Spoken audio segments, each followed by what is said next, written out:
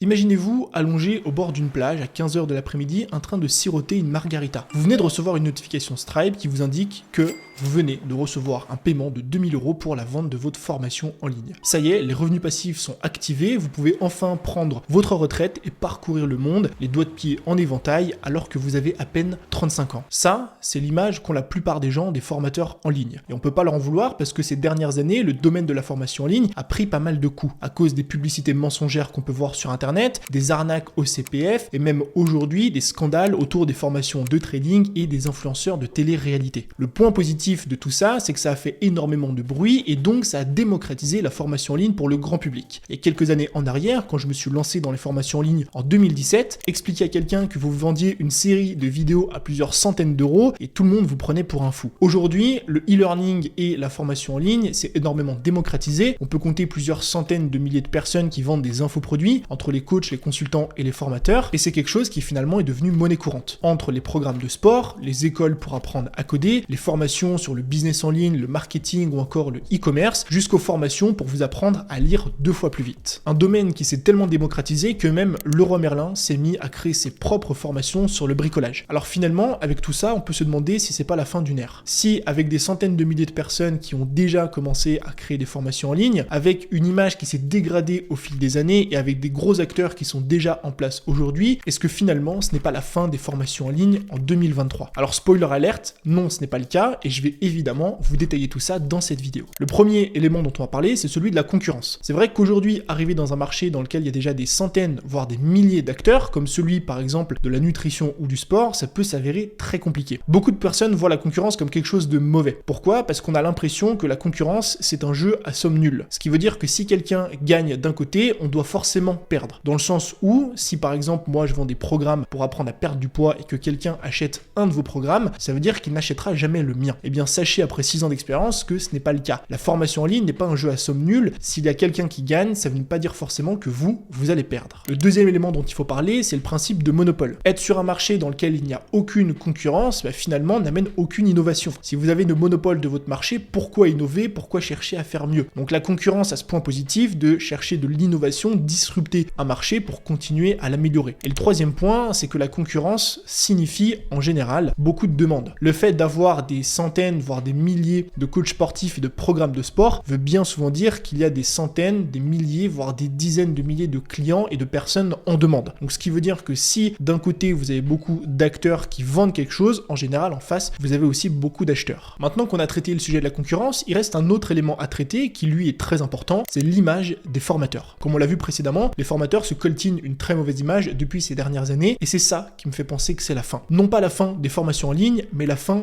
d'une ère particulière. C'est la fin de l'ère des promesses douteuses, c'est la fin de l'ère des formations qui n'apportent pas de résultats à leurs clients et c'est la fin du travail bâclé. Pourquoi? Pour une raison simple, le marché est aujourd'hui éduqué. Ce que vous voyez à l'écran juste ici, c'est la courbe de l'innovation. Dans les années 2010, 2012, 2015, les personnes qui s'intéressaient aux formations en ligne étaient les early adopters. On était au tout début d'une ère, justement l'ère de l'information en ligne et de l'apprentissage. Depuis quelques années maintenant, ça se démocratise de plus en plus et j'estime qu'aujourd'hui, on se situe juste ici. La plupart des gens connaissent les formations en ligne, ou en tout cas le e-learning, et sont donc éduqués par rapport à ce milieu-là. Marketing Mania en parle d'ailleurs très bien dans une de ses vidéos bilan. Avec plus de 400 000 abonnés sur ma chaîne, je pense que j'ai atteint toutes les personnes qui s'intéressent au marketing. Et donc finalement, plus le temps passe, plus de personnes s'intéressent à ces sujets-là, plus de personnes sont éduquées, plus il devient difficile de les duper, même si malheureusement, ça arrive encore trop aujourd'hui. Donc si c'est la fin de l'ère de ce genre de formation avec des promesses douteuses qui n'apportent pas de résultats à leurs clients et qui sont bâclées, c'est le début d'une nouvelle ère. L'ère des formations de qualité, des formations qui sont pérennes dans le temps et surtout qui apportent de vrais résultats à leurs clients. Et justement, je vais vous donner 4 méthodes pour créer ce genre de formation et faire partie de la nouvelle vague des formateurs en ligne qui va prospérer ces prochaines années. Le premier élément, ça va être de créer une formation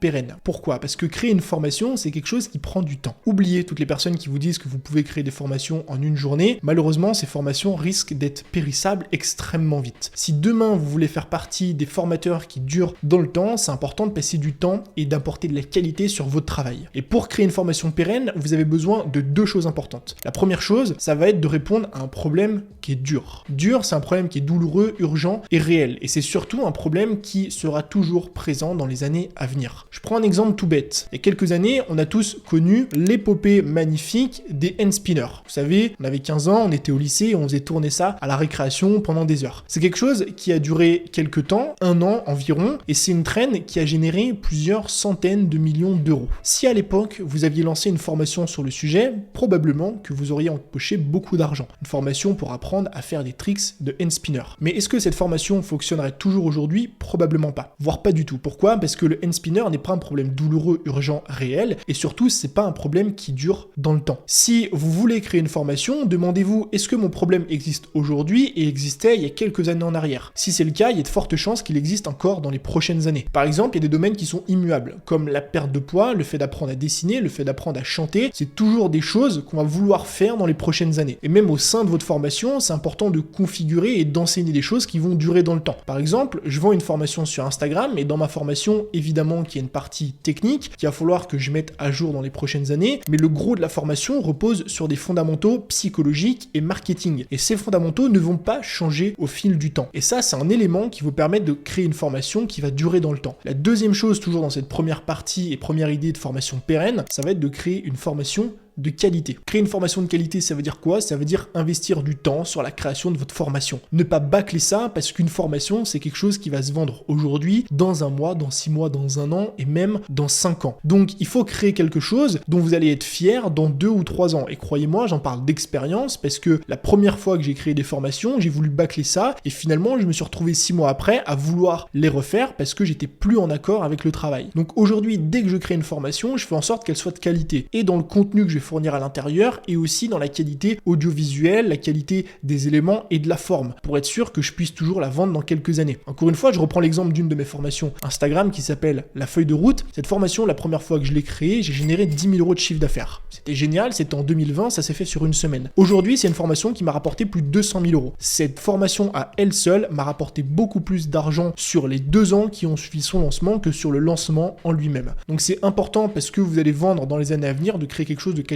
aujourd'hui. La deuxième méthode, ça va être la co-création. Dans son livre Lean Startup, Eric Ries nous parle d'un concept qui est extrêmement important, celui de boucle de feedback. La boucle de feedback, c'est quoi? C'est qu'on va créer une entreprise et un produit en co-création avec les personnes qui vont l'acheter. Plutôt que de passer du temps à monter une société de votre côté et créer un produit de A à Z pendant 1 an et mettre ce produit sur le marché et prendre énormément de risques parce que peut-être que le produit ne va pas se vendre, il vaut mieux utiliser la méthode Lean Startup. C'est-à-dire créer un produit bêta qui va fonctionner, qui sera pas parfait, où il va y avoir des améliorations mais qui pourrait être viable et utilisable, le lancer à pas cher, moins cher que ce que vous aimeriez le vendre normalement, récupérer avec une boucle du coup de feedback les feedbacks de vos clients actuels, améliorer avec ces feedbacks votre produit et continuer comme ça jusqu'à ce que vous ayez le produit parfait. Ça permet non seulement de tester rapidement des idées sans prendre beaucoup de risques, en plus de ça, ça permet de satisfaire des clients dès le départ parce qu'on a un produit qui est moins cher par rapport à ce qu'on veut faire habituellement et surtout, ça vous permet de créer le produit parfait. Et dans le domaine de la formation, c'est aussi ce que vous devez faire. Le fait de co-créer un programme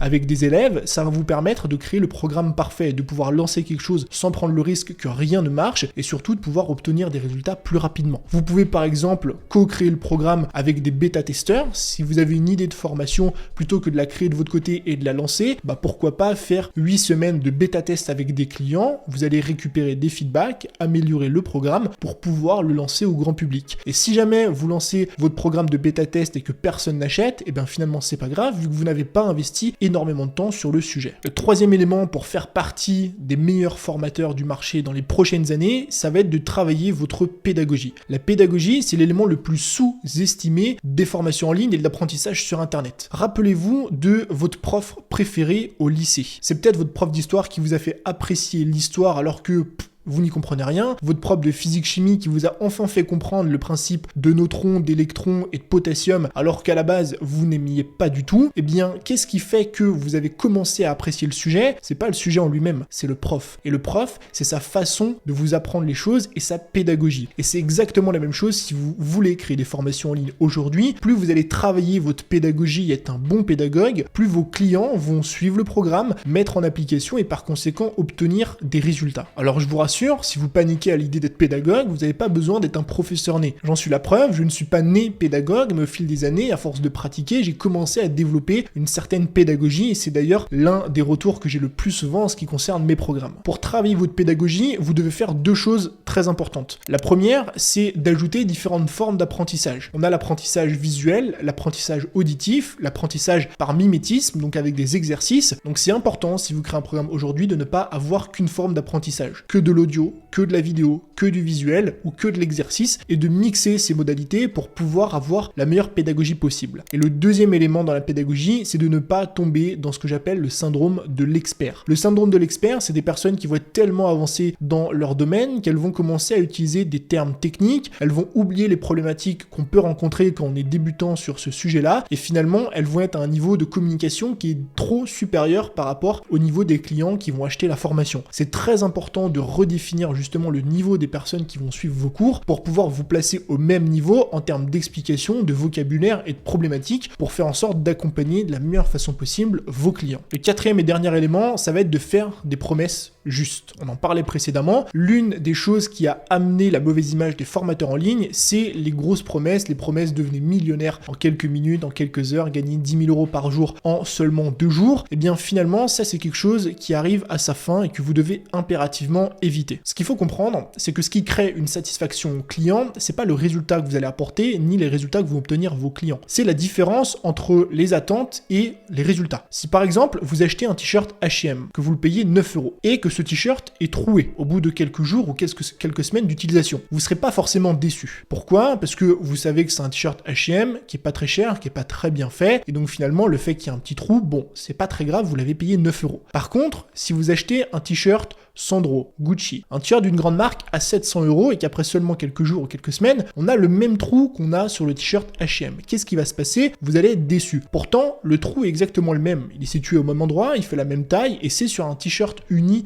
noir. La seule différence, c'est que quand on dépense plusieurs centaines d'euros, on a des attentes qui sont très élevées. Des attentes de tissu, des attentes de qualité, on n'espère pas finalement que le t-shirt va craquer au bout de seulement quelques semaines. Donc c'est la même chose avec vos formations, vous devez distinguer la notion de promesse et des résultats que vous allez obtenir. Donc pour ça, vous avez deux façons de fonctionner, ou dans un premier temps, vous baissez finalement la promesse que vous allez faire à vos clients, plutôt que de dire devenez millionnaire en seulement quelques jours, faites une promesse qui peut être plus réaliste en disant développez votre intelligence financière pour pouvoir gagner votre liberté dans les prochaines années. Où on va avoir une attente qui finalement va être corrélée à la réalité des choses et à ce que vous allez vraiment pouvoir apporter à vos clients. Ou la deuxième option, ça va être d'élever l'attente de vos clients. Faire des promesses comme on vient de parler, par exemple acheter 12 biens immobiliers cette année et devenir rentier. La seule condition pour respecter cette attente-là, il faut faire très attention, c'est d'être sûr à 200% que tous vos clients qui suivent le programme pourront obtenir ces résultats si évidemment ils appliquent l'intégralité de la formation. Pourquoi ? Parce que si finalement on se rend compte que sur 2000 clients, eh bien il n'y en a que quelques-uns qui ont réussi à atteindre cet objectif, il y a de fortes chances que finalement on est beaucoup déçus parce qu'on a une promesse qui est beaucoup trop loin de la réalité. C'est pas parce que un de vos clients fait l'exception d'atteindre un résultat incroyable que ça veut dire que 100% de vos clients vont avoir exactement la même chose. La notion de promesse, elle est très importante à prendre en compte parce que c'est ce qui va finalement construire votre popularité sur Internet et croyez-moi que votre popularité est quelque chose de très important. Ces 4 éléments vont vous permettre de créer de bonnes formations en ligne pour perdurer dans les prochaines années. Maintenant, si vous voulez aller plus loin en ce qui concerne la création de formations en ligne et que vous voulez apprendre les bases pour créer et lancer votre propre formation en 2023, eh bien sachez que j'ai une masterclass gratuite juste en dessous, un premier lien dans la description que vous pouvez rejoindre. Pendant 45 minutes, on va couvrir ensemble les 3 éléments indispensables pour créer et lancer une formation en ligne à succès. 3 éléments qui sont basés sur l'analyse d'un propre lancement que j'ai réalisé à plus de 81 000 € en 7 jours seulement, le tout sans promesses douteuses, sans faire croire quoi que ce soit à mes clients et sans parler d'argent ou faire de promesses d'argent à un seul moment. Donc si vous voulez regarder la masterclass, c'est 100% gratuit, il vous suffit de laisser votre email juste en dessous. Sinon, je vous remercie d'avoir regardé cette vidéo jusqu'à la fin, c'était Tony, je vous dis à très vite,